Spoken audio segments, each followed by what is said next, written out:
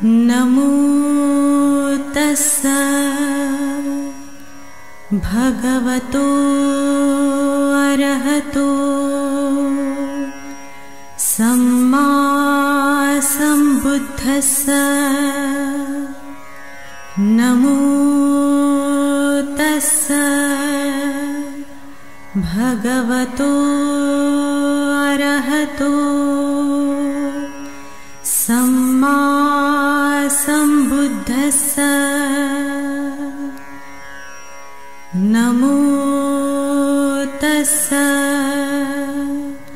भगवतो अरहतो सम्मा सम्बुद्धस्सा। बुद्धं शरणं गच्छामि, धम्मं शरणं गच्छामि, संघं शरणं गच्छामि, द्वितीयंपि बुद्धं शरणं गच्छामि, द्वितीयंपि धम्मं शरणं गच्छामि, द्वितीयंपि संघं शरणं गच्छामि, तृतीयंपि बुद्धं शरणं गच्छामि, तृतीयंपि धम्मं शरणं गच्छामि, तृतीयंपि संघं शरणं गच्छामि। पाणातिपाता वीरमणी। सर्वांना जय भीम। संघर्ष महिला मंडळ, अलंकार पार्क, जनक रेसिडेन्सी यांच्याकडून आपण सर्वांना वर्षवास समाप्तीच्या हार्दिक हार्दिक शुभेच्छा। आपण पाहता R K. Bhatkar YouTube channel. R K. Bhatkar YouTube चॅनलवर आपले सहर्ष स्वागत आहे। असेच आमचे व्हिडिओ आवडल्यास चॅनलला लाईक करा, शेअर करा, कमेंट करा आणि सबस्क्राईब करायला विसरू नका। सर्वांना मैत्रीपूर्ण जय भीम। सूचना करतोय की संघर्ष महिला मंडळ याने भगवान बुद्धाच्या समोर दीप धूप प्रज्वलित करावा, पुष्पवाहन फिरवावा। ठीक आहे, तुम्ही घ्या।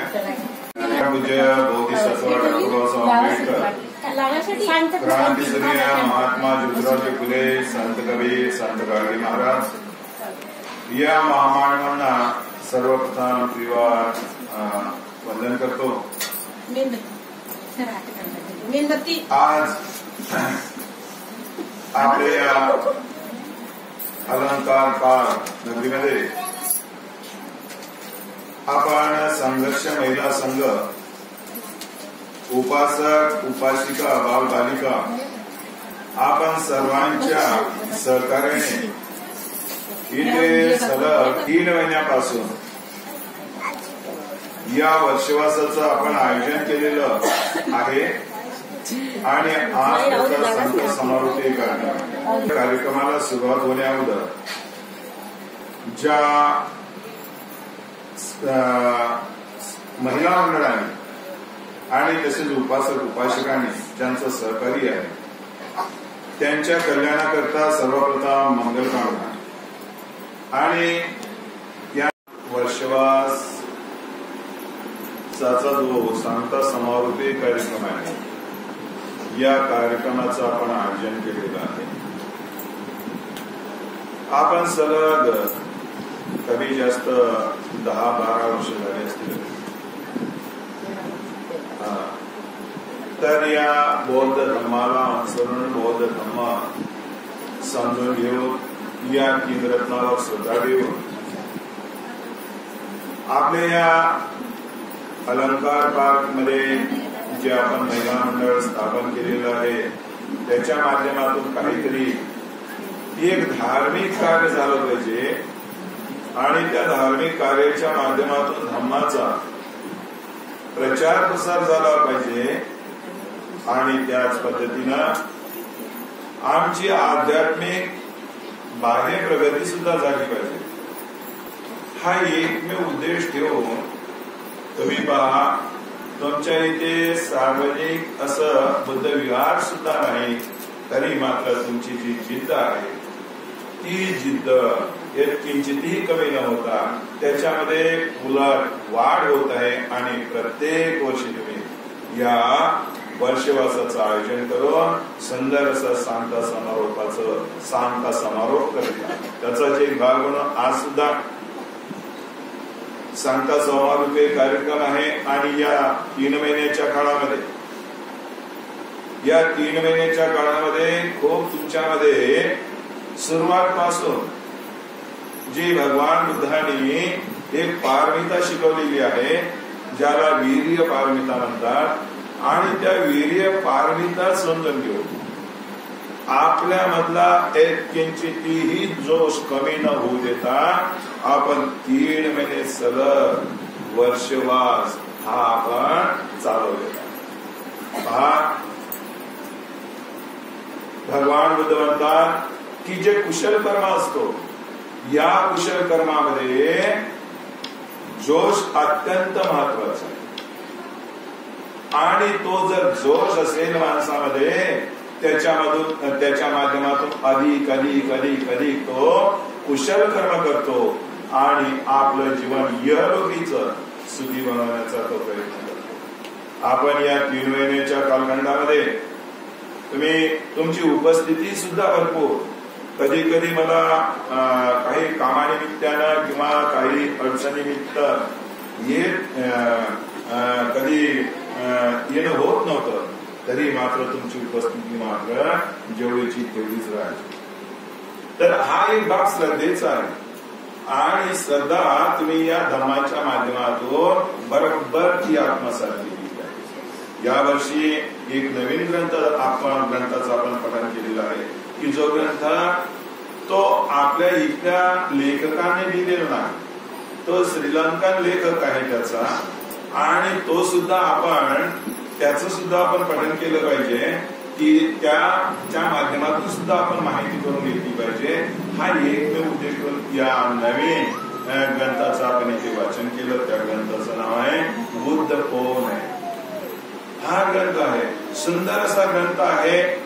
काही गोष्टी त्याच्यामध्ये आध्यात्मिक आहे तर त्या आध्यात्मिक गोष्टी समजून घेण्याकरता चिंतनाची गरज आहे अभ्यासाची गरज आहे आणि तो जेव्हा आपण ग्रंथ समजून घेऊन ग्रंथ तर आपला पूर्ण झालेला आहे आपल्याला माहित आहे आपलं काम असं आहे की एका वर्षात होतच नाही म्हणून ग्रंथ खूप आपला थोडा वाचन झालेला आहे आणि खूप काही तो राहिलेला आहे. सुंदर असा ग्रंथ आहे. एक शब्द आपण त्याची फाळणी केलेली आहे तो समजून घेतलेला आहे आणि आपण त्यानुसार आचरण करण्याचा प्रयत्न केला. भगवान बुद्धाचा धर्म हा आचरणावर आधारित आहे. भगवान बुद्धाच्या धर्मामध्ये कर्म सिद्धांत शिकवलेला आहे. जसं मनुष्याचं कर्म असेल त्या पद्धतीनं मनुष्याला इहलोकी आणि परलोकामध्ये त्याचं फळ मिळू शकतो आणि म्हणून भगवंताचे अन्वय सतत आपलं कर्म तपासून पाहत असतात. कुशल कर्म करण्यासाठी ते झटत असतात. इतरांनाही कुशल कर्म करण्याकरता ते प्रोत्साहित करत असतात. अशामध्ये भगवान बुद्धा जेव्हा त्या जेतवनामध्ये होते आणि जेतवनामध्ये असताना राजा प्रेषणजी हा भगवंताकडे जातो आणि चिंताग्रस्त अवस्थेमध्ये तो असतो आणि त्याच्यासोबत काही 200-300 असे सैनिक सुद्धा असतात आणि अशा चिंताग्रस्त अवस्थेमध्ये तो जातो भगवंताकडे. कशासाठी जातो की माझी जी चिंता आहे ही चिंता निश्चित भगवंत माझी दूर करतो, या उद्देशाने तो जातो. आणि चिंता कशाची होती? चिंता तर ती होती की त्याच्या राज्यामध्ये असा आडदांड डाकू अंगुलिमाल यानं दहशत पसरवली होती, भीती पसरवली होती. प्रत्येकाचा तो खून करत होता, रस्ते ओसाड करून टाकले होते आणि गाव सुद्धा ओसाड झाले. राजाला त्याला पकडण्यामध्ये अपयश आलं. लोक राजाकडे येऊन त्याचा निष्पाद करण्याची विनंती करायला लागले. आणि नेमकं तेच दुखणं राजाचं होतं की एवढा मोठा मी राजा असून एक डाकूला सुद्धा पकडू शकत नाही. म्हणून तो अशा अवस्थेमध्ये जातो की भगवंताचं मी दर्शन घेतो, भगवंत मला मार्ग सांगतील आणि निश्चित मी त्याला पकडण्यामध्ये यशस्वी होईल.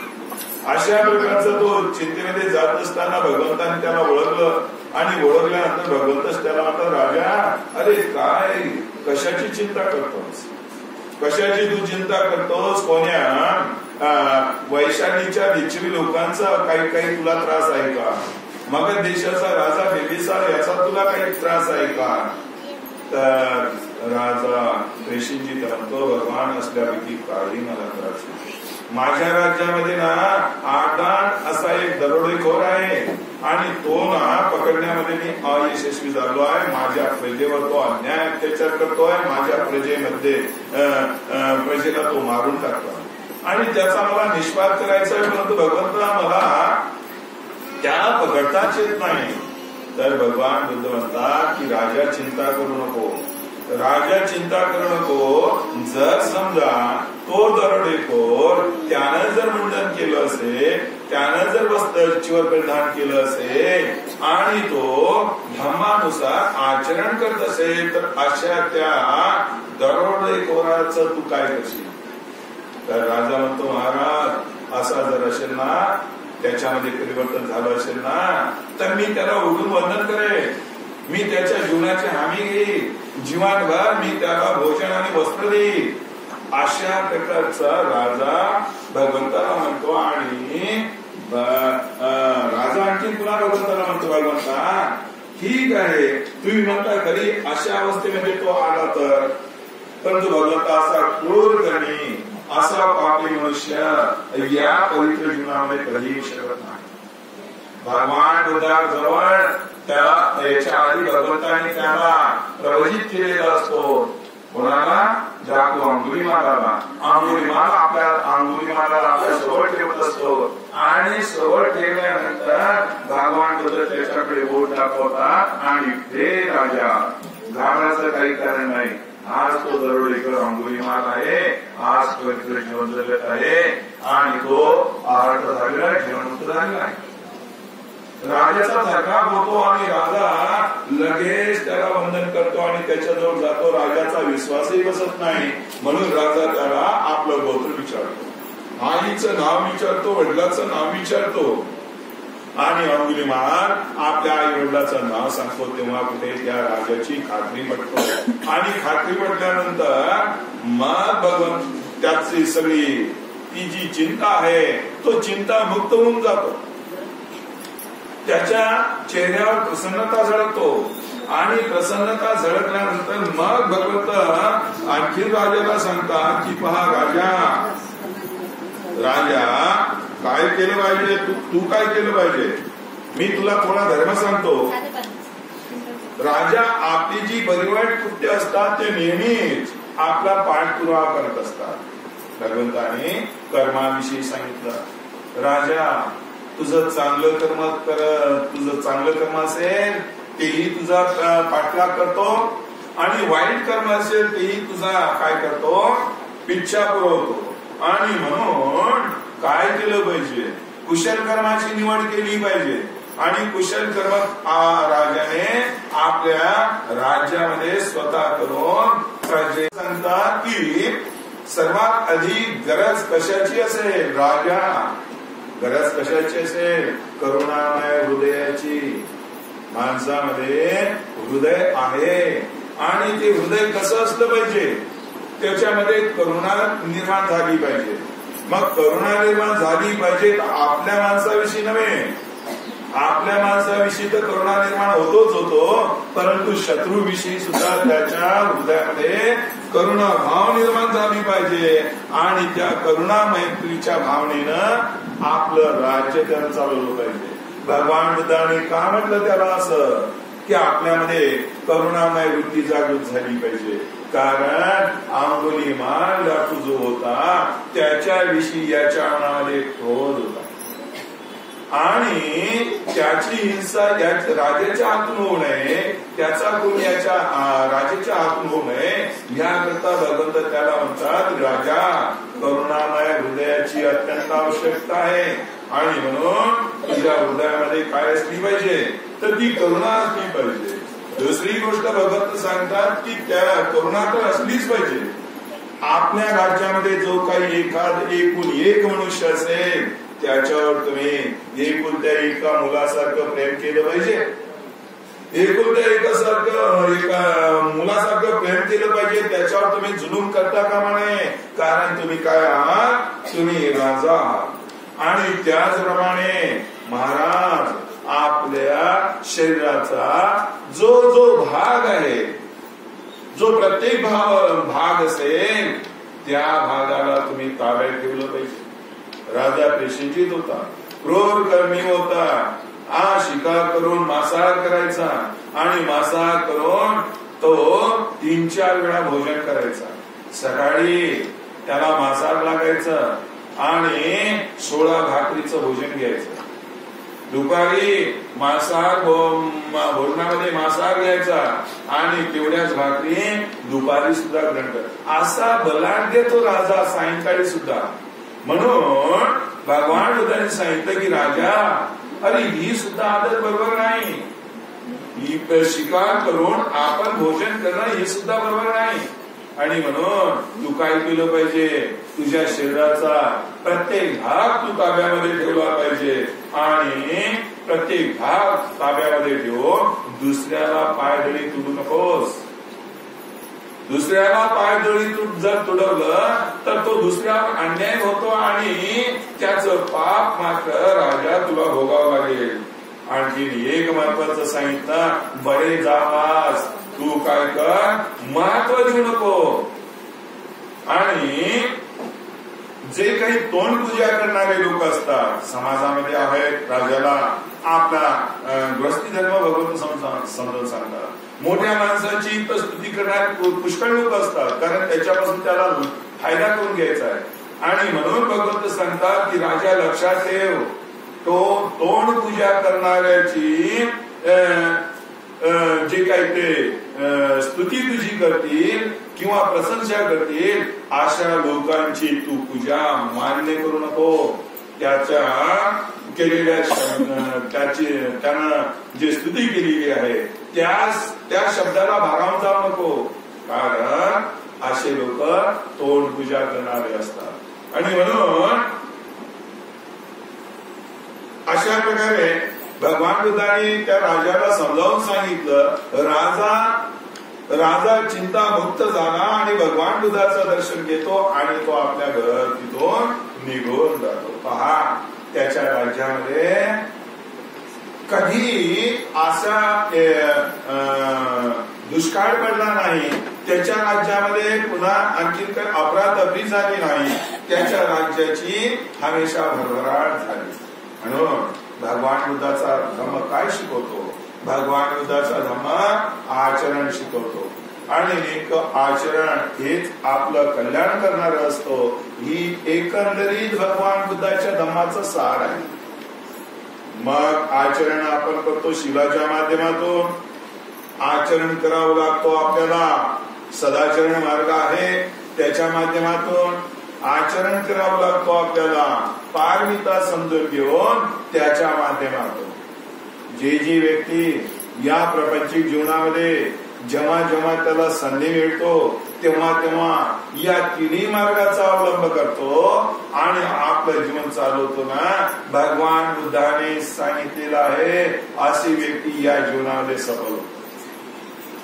आणि नेमकं तोच मार्ग आपल्याला शिकायचा आहे. आणि तो मार्ग शिकण्याचा कालखंड कोणता असतो तर हा वर्षवास असतो.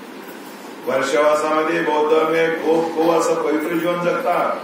वर्षवास हा एक प्रकारचा 3 महिन्याचा बौद्ध लोकांचा उत्सव असतो. पुण्यकर्म होतो तेवढं ते पुण्यकर्म करत असतात.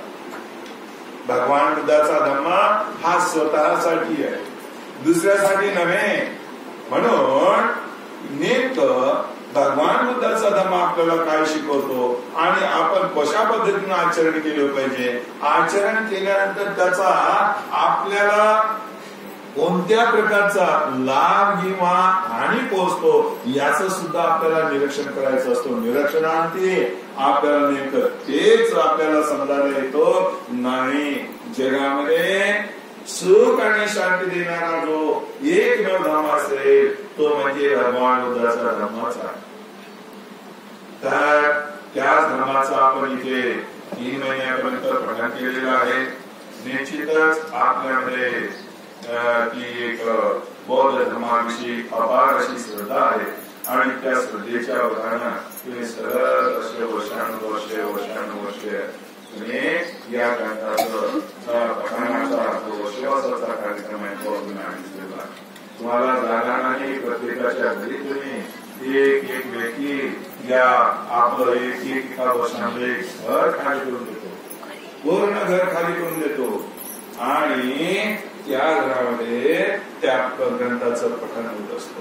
तर हेही एक प्रकारचं दानच आहे, हाही एक प्रकारचा मोठेपणाच आहे. आणि या मोठेपणानं असा माणसामध्ये मोठेपणा असला पाहिजे आणि या मोठेपणाने या दानाने मनुष्याचं जीवन पुण्यानं भरून निघत असतं. तर आपण आता या वर्षवासाच्या निमित्तानं वेळेअभावी आपल्याला जास्त काही सांगता येणार नाही.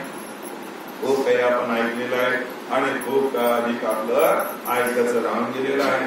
तर काय आपण यावर्षी बनसोडताई यांनी आपल्याला एक इथे घर, त्यांचं जे घर आहे ते घर आपल्याला खुलं करून दिलेलं होतं 3 महिन्यासाठी. याच्या आधी रामटेकेताईंनी दिलं होतं आणि अशा प्रत्येकच लोकांनी आपापले घर खाली करून दिले होते वर्षवासामध्ये आणि तुम्हाला खूप अशी मोठी उभा दिली होती. तर त्याचा लाभ त्यांना त्यांच्या जीवनामध्ये निश्चित मिळेल. तर असंच आपण आपल्या जीवनामध्ये जेव्हा जेव्हा संधी मिळेल त्या पद्धतीनं आपण पुण्यकर्म करावं आणि आपलं जीवन पुण्यानं भरून काढावं अशी मंगलकामना करतो आणि इथेच थांबतो. आणि इथे थांबल्यानंतर आपल्याला इथे भगवान बुद्धाच्या मुखामधून निघाली ती अमृतुल्यवाणी त्या वाणीचं पाठ इथे श्रवण करायचं आहे. आणि म्हणून त्या सूत्रपठणाची जी याचना आहे ती याचना आपण सर्व लोकांनी करावी असे मी तुम्हाला सूचना.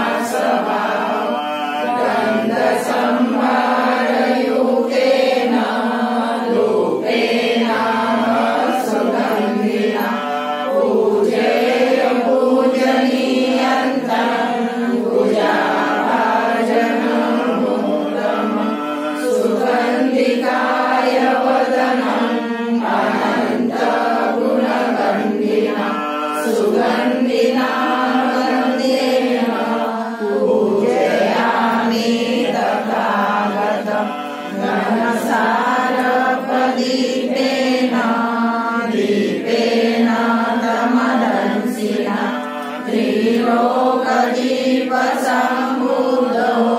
पूजयामि तमो